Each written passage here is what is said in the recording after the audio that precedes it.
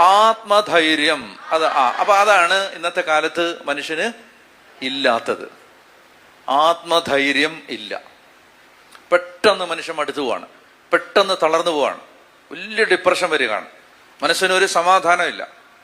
പിശാച് പ്രവർത്തിക്കുന്നത് ഏറ്റവും പ്രധാനമായിട്ട് എവിടാന്നറിയാം? ഒരു മനുഷ്യന്റെ മനസ്സിലാണ് പിശാച് പ്രവർത്തിക്കുന്നത്. ഇപ്പൊ ഉദാഹരണത്തിന് ഈശോയെ പിശാച് പരീക്ഷിച്ചപ്പോൾ ഈശോയുടെ അകത്ത് കയറിയോ? പൊസസ് ചെയ്തോ? ഒബ്സസ് ചെയ്തോ? ഇല്ല. പിന്നെന്താ ചെയ്തേ?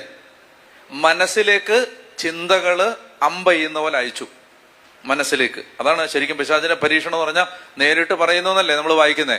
യഥാർത്ഥത്തിൽ ഈശോയുടെ മനസ്സിലൂടെ കടന്നു പോകുന്ന പ്രലോഭനങ്ങളാണിത്, ചിന്തകളാണിത്. കല്ലുകളെ അപ്പമാക്കുക, കുമ്പിട്ട് ആരാധിക്കുക, മേളിൽ നിന്ന് ചാടുക.